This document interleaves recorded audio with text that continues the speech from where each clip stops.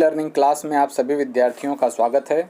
बच्चों, आज हम विज्ञान विषय में पाठ 7 धातु और अधातु के बारे में विस्तृत रूप से चर्चा करेंगे।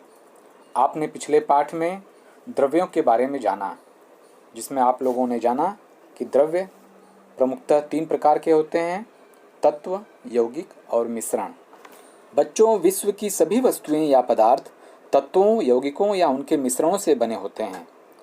वैज्ञानिकों ने तत्वों का सामान्य रूप से धातु, अधातु और उपधातु अर्थात बच्चों जो धातु जैसा दिखता है, जिसे हम धातु सदृश्य कहते हैं, इस प्रकार से 3 भाग में वर्गीकरण किया है। इस चैप्टर में हम लोग धातु और अधातु के भौतिक गुणधर्म, उनके रासायनिक गुणधर्म एवं उनके क्या उपयोग हैं, इस विषय में हम पढ़ेंगे। बच्चों, धातु एक ऐसा कठोर पदार्थ है जो विद्युत के अच्छे चालक होते हैं एवं बहुत प्रकार के गुण रखते हैं। यह गुण अर्थात भौतिक और रासायनिक गुण, जैसे भंगुरता, तन्यता, कठोरता, आघातवर्धनीता इत्यादि। इसकी विस्तृत चर्चा हम आगे करेंगे। सबसे पहले हम यह जान लेते हैं कि धातु किसे कहते हैं। अभी तो हमने इसकी कुछ विशेषताओं के बारे में संक्षिप्त रूप में जाना, किंतु धातु किसे कहते हैं इसे हम अब समझेंगे।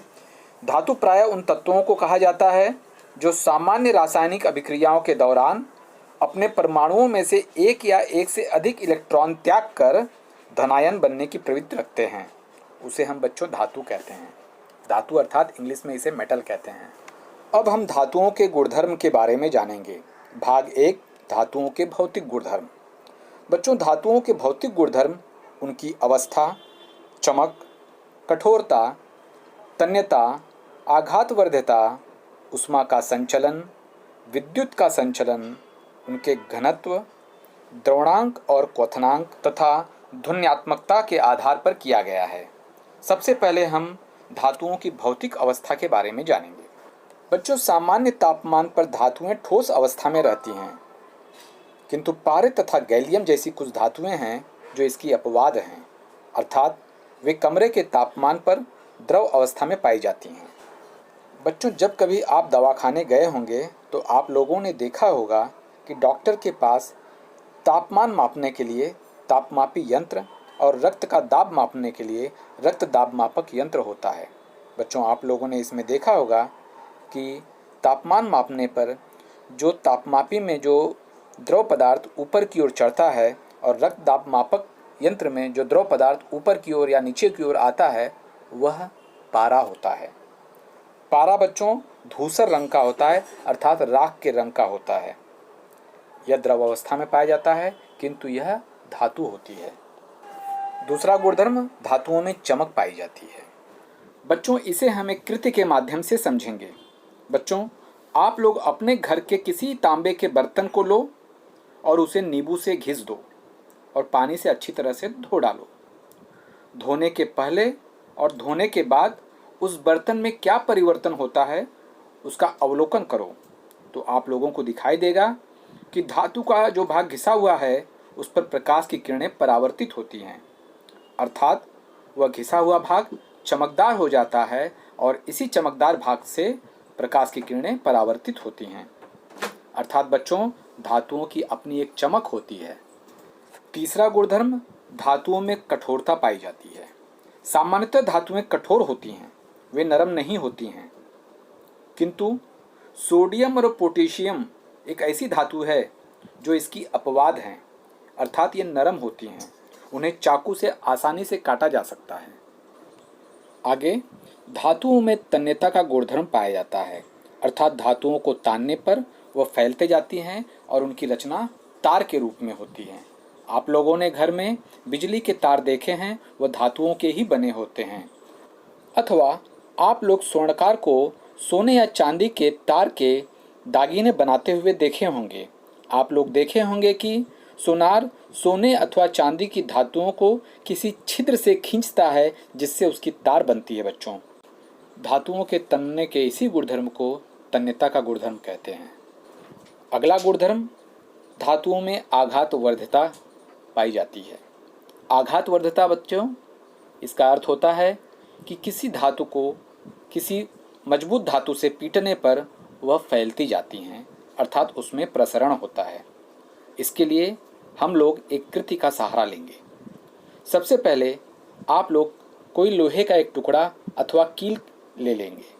उसे किसी कठोर चबूतरे पर रखकर हथौड़ी से ठोकते जाते हैं तो आप लोग देखोगे कि वह कील धीरे धीरे फैलती जाती है, अर्थात वह चादर के रूप में उसकी रचना होती है।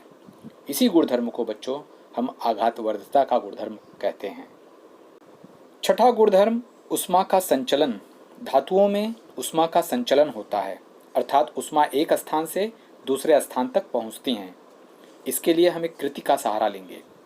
सबसे पहले बच्चों हम तांबे की एक पट्टी लेते हैं और उसके एक सिरे पर मोम रख देते हैं और दूसरे सिरे को गर्म करते हैं, और गर्म करने के बाद कुछ समय पश्चात उसका हम निरीक्षण करते हैं हमें क्या परिवर्तन दिखाई देता है।